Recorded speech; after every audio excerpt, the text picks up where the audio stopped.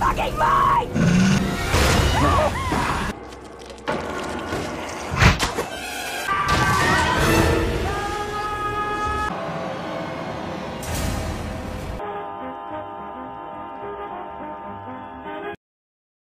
জিপার্স ক্রিপার্স, সে আত্মা মানুষ, পিশাচ নাকি ভিন গ্রহ থেকে আসা কোনো ভয়ঙ্কর প্রাণী। সে জেগে ওঠে 23 বছর পর পর মাত্র 23 দিনের জন্য।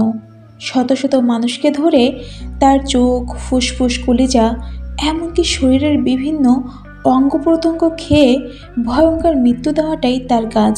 আর এতটাই ভয়ঙ্কর মৃত্যু যেটা মানুষ কল্পনাতেও ভাবতে পারে না। তো দেরি না করে আমি তৃষা আজ এক্সপ্লেন করতে যাচ্ছি 2001 সালের জিপার্স ক্রিপার্স মুভিটি। মুভির শুরুতেই আমরা তৃষা আর ড্যারি নামের দুই ভাই বোনকে দেখতে পাই, যারা কিনা সামার ভ্যাকেশনের ছুটিতে কলেজ থেকে নিজেদের বাড়িতে ফিরছিল। লম্বা ফাঁকা হাইওয়ের পথে দুজনের গল্প বেশ জমে উঠেছিল। আসলে তৃষের এক বন্ধুর সাথে ঝগড়া হওয়ার জন্য ওর মনটা খুব খারাপ ছিল। এই জন্য ড্যারি তৃষের মুড ভালো করার চেষ্টা করছিল। ওরা একটা গেম খেলার সিদ্ধান্ত নেয়, অর্থাৎ এই রাস্তা দিয়ে মাঝে মধ্যে দু একটা গাড়ি যাচ্ছিল, আর গেমটা হলো গাড়িগুলোর নাম্বার প্লেট দেখে ওরা তার মানে বলবে। মানে এটা একটা ফান গেম। ড্যারি একটা নাম্বার প্লেট দেখে বলে, এটাতে GA ফরএভার লেখা আছে। তৃষ বলে, না, এটা তো 6A ফরএভার লেখা। এই গেমটাতে ড্যারি হেরে যায়। এরপর হঠাৎই ওদের গাড়ির পিছনে একটা পুরাতন ট্রাক জোরে আসতে থাকে, আর জোরে জোরে গাড়ির হর্ন বাজাতে শুরু করে। পাশে ফাঁকা রাস্তা পড়ে থাকলেও ট্রাকটা ওদের পাশ কাটিয়ে না গিয়ে উল্টো ওদের গাড়িতেই ধাক্কা দেওয়ার চেষ্টা করছিল। তৃষ ভয়ে চিৎকার করে বলে, ড্যারি, ও এমন করছে কেন? ওকে আরও বেশি সাইড দে। ড্যারি পিছনে তাকিয়ে বলে, আরে কি করছো তুমি? পাগল হয়েছো নাকি? ওপাশ দিয়ে চলে যাও বলছি। কিছু সময় পরে গাড়িটা সত্যিই ওদের পাশ কাটিয়ে সামনে চলে যায়। ওরা দেখে গাড়িটার নাম্বার প্লেটে লেখা আছে বেটিং ইউ। এইটা দেখে তৃষ অনেক ভয় পেয়ে যায়। ড্যারি বলে, দেখেছিস, গাড়িটা মনে হচ্ছে আমার দাদার আমলের গাড়ি। কোথাকার মাতাল চালাচ্ছিল কে জানে। তৃষ বলে, ড্যারি, এখান থেকে 23 বছর আগে ক্যানি আর ডালার কথা মনে আছে তোর? ওরা কিন্তু এই হাইওয়েতেই মারা গিয়েছিল।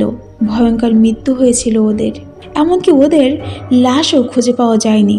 ড্যারি বলে, পাওয়া গিয়েছিল, তবে সেটা ওদের গাড়ি আর ডালার কাটা বডি। ক্যানি আর ডালার মাথা কোথাও খুঁজে পাওয়া যায়নি। তবে তুই খামোখাই ভয় পাচ্ছিস। ওরা মারা গিয়েছিল এখান থেকে আরও 100 মাইল দূরে। তৃষ বলে, তবে এই হাইওয়েতেই। তৃষের ভয় পাওয়া দেখে ড্যাডি বলে, এইসব কল্পকথা ছাড়া আর কিছুই না। কেউ যেন মদ খেয়ে গাড়ি না চালায়, এই জন্য গুরুজনেরা ওই মৃত্যুর ঘটনাকে হাতিয়ার বানিয়ে নানা রকম কথা ছড়িয়েছিল। আরও কিছুটা সামনে এগোলে রাস্তার পাশে একটা ভগ্নপ্রায় চার্চের সামনে ওরা সেই গাড়িটাকে দাঁড়িয়ে থাকতে দেখে, আর গাড়ির ভেতর থেকে বিশাল আকৃতির একজন লোক সাদা কাপড়ে জড়ানো কিছু একটা পাশের বিশাল পাইপের ভিতরে ফেলছিল। তবে ওদেরকে দেখে লোকটা এক নজরে ওদের দিকে তাকিয়ে থাকে, ঠিক যেভাবে একজন শিকারী তার শিকারকে তাক করে। এগুলো দেখে তৃষ আর ড্যারি ভীষণ ঘাবড়ে যায়। ড্যারি বলে, তৃষ, দেখেছিস, লোকটা সাদা কাপড়ে জড়ানো দুটো লাশের মতো কিছু একটা ওই পাইপে ফেলেছে। তৃষ বলে, এমনকি সাদা কাপড়ে রক্তের মতো লাল লাল সব দাগও ছিল। ওরা ভয়ে পুলিশকে কল করার জন্য দ্রুত ফোন খুঁজতে থাকে। তবে কপাল খারাপ, ওদের ফোনে একদমই চার্জ ছিল না। এর মধ্যে ওই পুরানো ট্রাকটা ওদের পিছনে ধেয়ে আসতে শুরু করে। তিনি চিৎকার করে বলে, ড্যাডি, তাড়াতাড়ি গাড়ি চালা, ওই গাড়িটা আমাদের পিছু নিয়েছে। দেখতে দেখতে গাড়িটা বিদ্যুতের বেগে এসে পেছন থেকে ওদের গাড়িতে ধাক্কা মারে। ওরা চিৎকার করে নিজেদেরকে রক্ষা করার চেষ্টা করে, তবে গাড়িটা বারবার ওদের গাড়িতে ধাক্কা মারে। তবে শেষবার ধাক্কা মারলে ওরা বেসামাল হয়ে পাশের একটা জমিতে ঢুকে পড়ে, আর ওই গাড়িটা ওদেরকে পিছনে ফেলে চলে যায়। ড্যাডি বলে, আমাদের এখনই ওই চার্চে যাওয়া দরকার। আমাদের ধারণা যদি সত্যি হয় তবে পুলিশ ডেকে আমরা ওই খুনিকে ধরিয়ে দেব। তবে তৃষ ড্যাডির কথায় একদমই রাজি হয় না। তবে ড্যাডি তৃষকে কোনো মতে কনভিন্স করে চার্চে চলে যায়। ওদেরকে দেখে অনেকগুলো কাক বিশ্রীভাবে ডাকতে থাকে। এদিকে ওদিকে ভালো করে দেখে ওরা যখন পাইপের কাছে গিয়ে দাঁড়ায় তখন বিচ্ছিরি পচা গন্ধ ওদের নাকে এসে লাগে। ড্যাডি চিৎকার করে বলে, নিচে কেউ আছো? থাকলে সাড়া দাও। ড্যাডি টর্চ জ্বালিয়ে ভেতরে দেখার চেষ্টা করে, তবে পাইপটা এতটাই গভীর যে ও ভেতরে কিছুই দেখতে পায় না। ড্যাডির অবস্থা দেখে তিরিশ অনেক রেগে গিয়ে ড্যাডিকে বকতে শুরু করে। তিরিশ চাচ্ছিল না এইসব ঝামেলায় জড়াতে, কারণ যখন তখন ওই খুনি এখানে চলে আসতে পারে। তবে তখনই পাইপের ভেতর থেকে একটা চিৎকার ভেসে আসে আর ওরা অবাক হয়ে যায়। ড্যাডি আর দেরি না করে পাইপের উপরে উঠে বসে। ও তিরিশকে বলে, তুই আমার পা দুইটা ধরে রাখ, আমি একটু ভেতরে ঝুঁকে দেখব কিছু দেখা যায় কি না। তিরিশ অনেকবার না করা সত্ত্বেও ড্যাডি কোনো কথা শোনে না। তবে এই অবস্থায় ভেতরে দেখার চেষ্টা করেও তেমন কিছুই ওর নজরে পড়ে না। তখনই বেশ কয়েকটা ইঁদুর ড্যাডির দিকে আসতেই ভয়ে ড্যাডি নড়তে শুরু করলে আচমকায় তিরিশের হাত ফসকে ড্যাডি সোজা নিচে গিয়ে পড়ে। কোনো রকমে নিজেকে সামলে উঠতেই ড্যাডি দেখে সামনে সাদা কাপড়ে মোড়া একটা শরীর পড়ে আছে। ভয়ে ড্যাডির চোখ বড় বড় হয়ে যায়। তবুও এক পায়ে দুই পায়ে কাপড়ে মোড়া ওই ব্যক্তিটির পাশে গিয়ে ড্যাডি ভয়ে ভয়ে বলে, কে তুমি? তুমি কি তখন আওয়াজ করেছিলে? তবে তার থেকে কোনো সাড়া না পেয়ে ও যখনই চলে আসছিল তখনই নিচ থেকে লোকটা ড্যাডির পা টেনে ধরে। ভয়ানকভাবে লোকটার শরীর নড়তে থাকে। ড্যাডি ভয়ে একেবারে জমে যায়। তবে সে দ্রুত লোকটার মুখ থেকে কাপড় সরাতেই দেখে সেখানে তার বয়সী একটা ছেলে পড়ে আছে। ছেলেটা কথা বলার চেষ্টা করেও পারছিল না, এই জন্য সে বারবার তার বুকের দিকে কিছু একটা দেখাচ্ছিল। ড্যাডি বিষয়টা বুঝতে পেরে ছেলেটার বুক থেকে কাপড় সরাতেই দেখে তার বুক থেকে পেটের নিচ অবধি কাটা, আর কেউ সেই কাটা জায়গাতে মোটা সুতা দিয়ে সেলাই করেছে। ছেলেটা ড্যাডিকে কিছু বলার চেষ্টা করে, তবে তার আগেই ছেলেটা ড্যাডির সামনেই মৃত্যুবরণ করে। এমন ভয়াবহ অবস্থা দেখে ড্যাডি কাঁপতে কাঁপতে পাইপের সামনে এসে ত্রিশকে বলে, তুই রাস্তাতে যা, কোনো মানুষ দেখা মাত্রই সাহায্যের জন্য পুলিশকে কল করবি। তবে তিরিশ তার ভাইকে রেখে এখান থেকে যেতে একদমই রাজি হয় না। ড্যাডি চিৎকার করে বলে, আমার কথা ভাবিস না, তুই যা। মনে হচ্ছে এটা একটা বেসমেন্ট, বের হওয়ার কোনো না কোনো পথ নিশ্চয় আছে, আমি ঠিকই বের হয়ে আসব, তুই যা। বাধ্য হয়ে তিরিশ চলে যায় সাহায্যের জন্য। আর ড্যাডি টর্চ নিয়ে ভেতরের দিকে আসে পথ খুঁজতে। টর্চের আলোতে ড্যাডি দেখে ওখানে অদ্ভুত কেমিক্যাল, অজানা যন্ত্রপাতি আর সেলাই মেশিন পড়ে আছে। একটু পরে উপর থেকে পানির মতো কিছু একটা ড্যাডির পায়ে পড়তেই ও উপরে টর্চের আলো ফেলে পুরাই বাকরুদ্ধ হয়ে যায়। ও দেখে ওখানে শত শত নগ্ন মৃতদেহ একে অপরের সাথে জুড়ে রয়েছে। এখানে ড্যাডি বের হওয়ার রাস্তা তো পায়, তবে তাছাড়া ও 23 বছর আগে নিখোঁজ হওয়া ডালা আর ক্যানির মৃতদেহ দেখতে পায়, যাদের শরীর সেলাই করে একে অপরের সাথে জোড়া লাগানো ছিল। এমনকি মরার আগে অবধি তাদের মৃত্যু হাত ধরেই হয়েছিল। তবে এত বছরেও এই সমস্ত লাশের দেহ পুরোপুরি সতেজ ছিল। হয়তোবা তাদের শরীরে কোনো এক বিশেষ তরলের প্রলেপ দেওয়ার কারণে এটা সম্ভব হয়েছে। অন্যদিকে তিরিশ সাহায্যের জন্য অপেক্ষা করছিল। তবে তখনই সামনে থেকে ওই গাড়িটাকে আসতে দেখলে ভয়ে তিরিশ গাড়িতে উঠে গাড়ি স্টার্ট করার চেষ্টা করলে গাড়ি স্টার্ট হয় না। ভয়ে তিরিশের অবস্থা খারাপ হয়ে যায়। তবে গাড়িটা ওকে পাশ কাটিয়ে চলে গেলে তিরিশ বুঝতে পারে এটা সেই ট্রাকটা ছিল না। তিরিশ স্বস্তির নিঃশ্বাস ফেলে। তবে তখনই ড্যাডি হুড়মুড় করে গাড়ির দরজায় এসে পড়তেই তিরিশ প্রচণ্ড ভয় পেয়ে যায়। তিরিশ ড্যাডিকে বকা দেয়, তবে ড্যাডি পাথরের মতো দাঁড়িয়ে হাঁপাতে থাকে। আসলে ড্যাডি মারাত্মক ভয় পেয়েছিল। গাড়িতে উঠেও ড্যাডি কোনো কথা না বলে চুপচাপ বসেছিল। ও যেন কথা বলতেই ভুলে গেছে। তিরিশ অনেকবার জিজ্ঞাসা করার পরে অবশেষে ড্যাডি রোবটের মতো সবটাই তিরিশকে খুলে বলে। কিছুটা সামনে এগোতেই ওরা একটা রেস্টুরেন্ট দেখতে পায়। তবে ওরা যখন গাড়ি থেকে নামে তখনই দেখে ওই গাড়িটা ফিরে যাচ্ছে চার্চের দিকে। ভয়ে তিরিশ ড্যাডির হাত ধরে টেনে রেস্টুরেন্টের ভেতরে নিয়ে যায়। ওখানে গিয়ে এক লেডি ওয়েটারকে তিরিশ বলে, আমাদের সাহায্যের প্রয়োজন, দয়া করে একটু পুলিশকে কল করুন। উনি বলে, কিছুক্ষণ ওয়েট করো, কাজ সেরে তবেই পুলিশকে কল করছি। এদিকে ড্যারি প্রচণ্ড ভেঙে পড়েছিল। তিরিশ ড্যারিকে বোঝানোর চেষ্টা করছিল, আর তখনই পাশেই টেলিফোন বেজে উঠলে ওরা চমকে ওঠে। তবে ফোন রিসিভ করতেই ওপাশ থেকে একটা মহিলা ড্যারিকে ডেকে ওঠে। তিরিশ বলে, তুমি ড্যারিকে কিভাবে চিনো? এই কথা শুনে ড্যারি ফোন নিতেই মহিলাটি বলে, বেশি কথা বলো না, আমার কথা শোনো। আমি জানি তুমি ড্যারি, এমনকি তোমার পেটের কাছে জামার অনেকটা অংশ ছিঁড়ে গেছে, যেখানে একটা গোলাপের ট্যাটু আছে। তিরিশ আর ড্যারি তো পুরাই হতবাক হয়ে যায় যে এই মহিলা এইসব কিভাবে জানলো। মহিলাটি বলে, তুমি ওই লাশগুলো দেখেছো না? তুমি সব থেকে ভয়ঙ্কর জায়গাটা দেখে ফেলেছো ড্যারি। তুমি যেখানে ঢুকেছিলে ওটাকে ওই শয়তান নাম দিয়েছে নরকের পৃথিবী। ওটা ওই নির্দয় পিশাচের আস্থানা। আমি জানি না এটা কোনো পিশাচ আত্মা নাকি বাইরের গ্রহের কোনো অজানা প্রাণী, তবে ও ভীষণ ভয়ঙ্কর। ও তোমাকে ছাড়বে না, কারণ ওর যদি কোনো মানুষের শরীরের অঙ্গ প্রত্যঙ্গ একবার ভালো লেগে যায়, তবে তার শরীরের গন্ধ শুকে ওই শয়তান সেখানেই পৌঁছে যায়। এরপর মহিলাটি জিপার্স ক্রিপার্স নামের একটা গান ড্যারিকে শুনিয়ে বলে, যদি কোনো সময় এই গানটা তোমার চারিপাশে কোথাও বাজতে শুনতে পাও, তবে আর দেরি না করে তুমি তখনই দৌড়ে পালাবে, কারণ এই গান তোমার মৃত্যুর আগমন বার্তা। আর ওই শয়তান এমন ভয়ঙ্কর মৃত্যু তোমাকে দিবে যা তুমি কল্পনাও করতে পারবে না। এইসব শুনে ড্যারি রেগে ফোন কেটে দেয়। ততক্ষণে রেস্টুরেন্টে পুলিশ চলে আসে। ড্যারি সব কিছুই ওই পুলিশ অফিসারকে খুলে বলে, তবে পুলিশ ওর কথা একদমই বিশ্বাস করে না। সে বলে, তুমি যে ডার্লা আর ক্যানের কথা বলছো, তারা তো মারা গেছে 23 বছর আগে। তাদের শরীর এখনও কিভাবে সতেজ থাকতে পারে? ড্যাডি বলে, আমাকে বিশ্বাস করুন, ওখানে 500 থেকে 600-র বেশি লাশ রয়েছে, আর ওরা এমনভাবে দেয়াল বেয়ে ঝুলছে যেন কারো বাড়িতে লাগানো পর্দার মতো। তবে ওদের সবার শরীরই একেবারে সতেজ ছিল। তখনই বাইরে থেকে এক মহিলা দৌড়ে এসে বলে, তোমাদের গাড়ির পাশে অদ্ভুত দানবাকৃতির একজন লোক দাঁড়িয়েছিল। এই কথা শুনে ওরা বাইরে এসে দেখে ড্যারির সমস্ত জামা কাপড় গাড়ি থেকে কেউ নিচে ছড়িয়ে ছিটিয়ে ফেলেছে।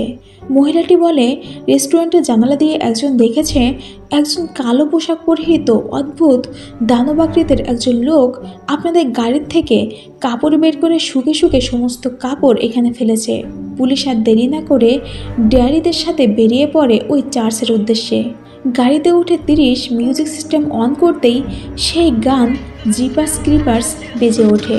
ড্যারি উত্তেজিত হয়ে বলে, এই যে সেই গানটাই বাজছে। ফোনের মহিলাটি বলেছিল এই গান শুনলে পালিয়ে যেতে।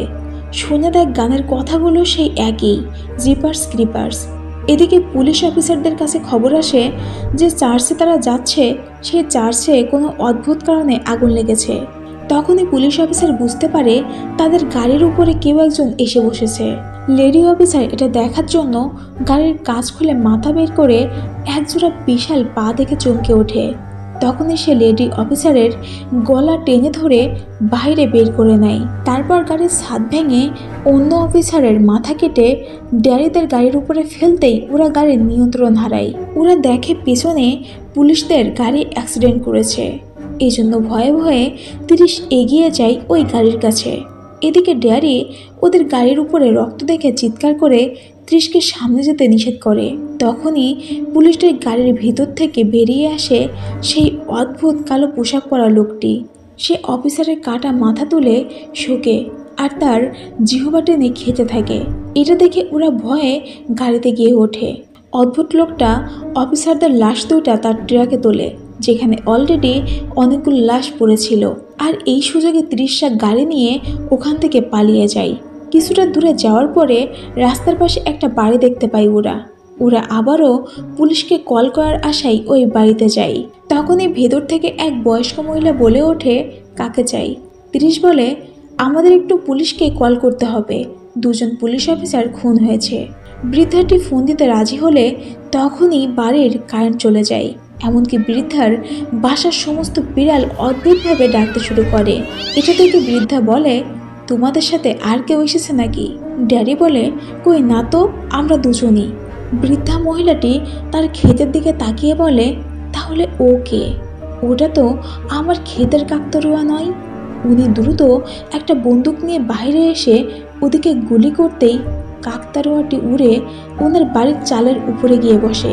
মহিলাটি ঘরের ভিতরে যেতেই শুধুমাত্র 2বার গুলির কান ফাটা আওয়াজ শুনতে পায় তৃষার ড্যাডি।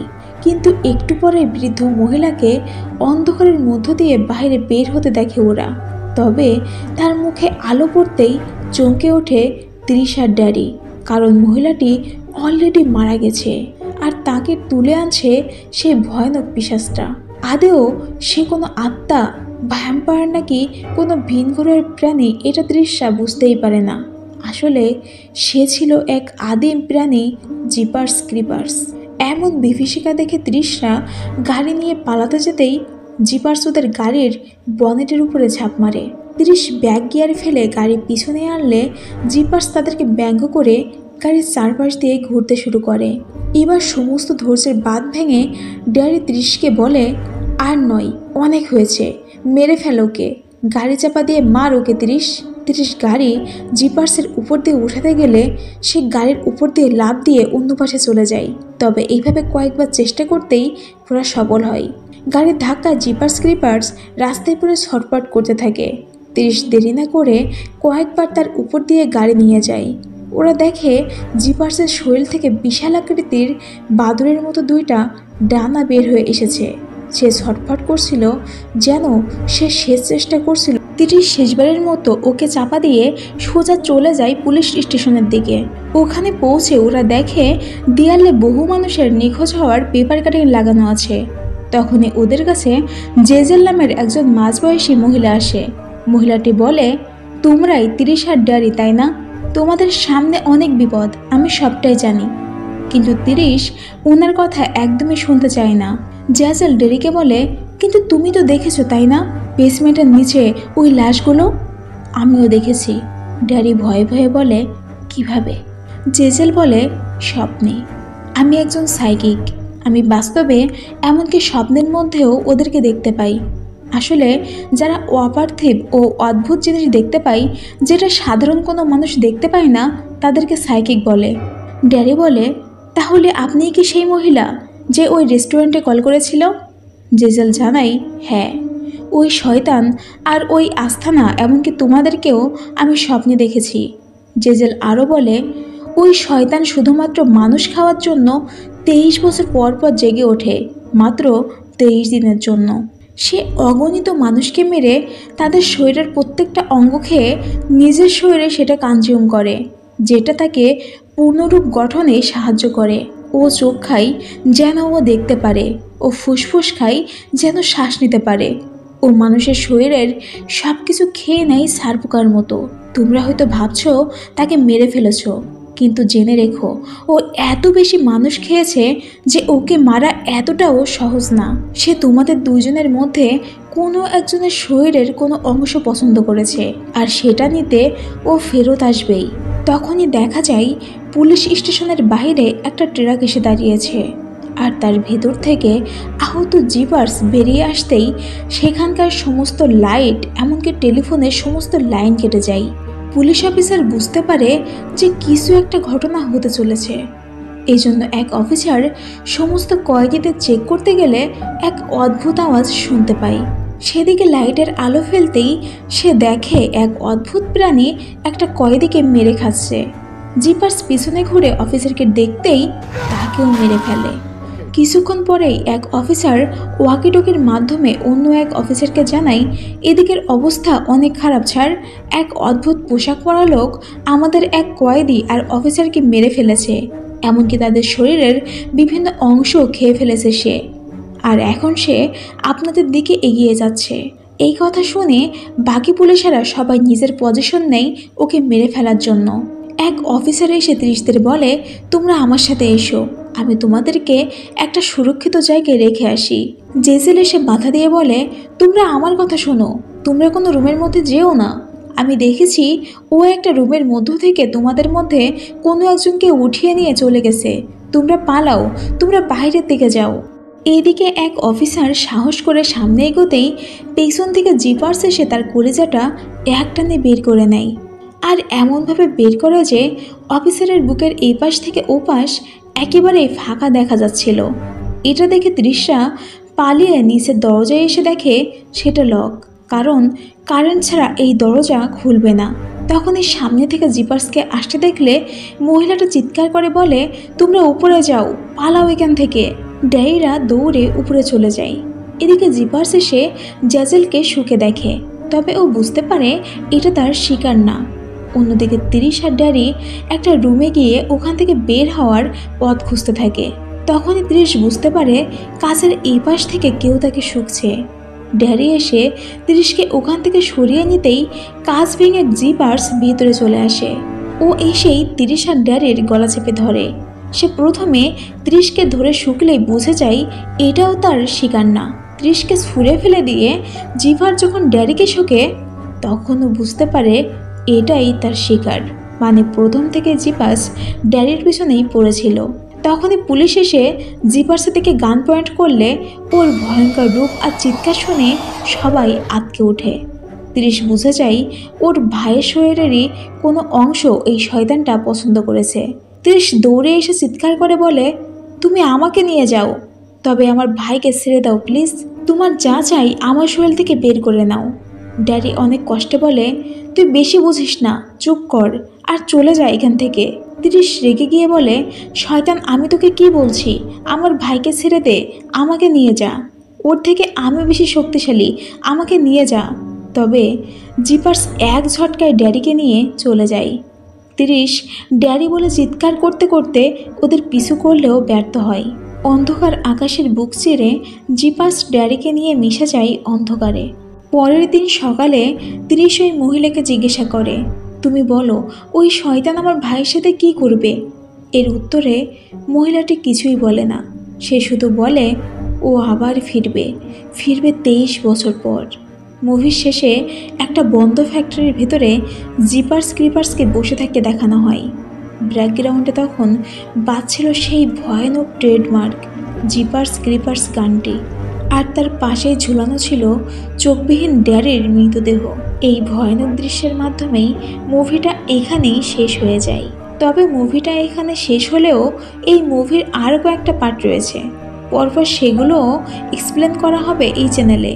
যদি কেউ আবার এই ভয়ানক জিপার্স ক্রিপার্সকে দেখতে চান তবে অবশ্যই চ্যানেলটা সাবস্ক্রাইব করে রাখুন। ধন্যবাদ।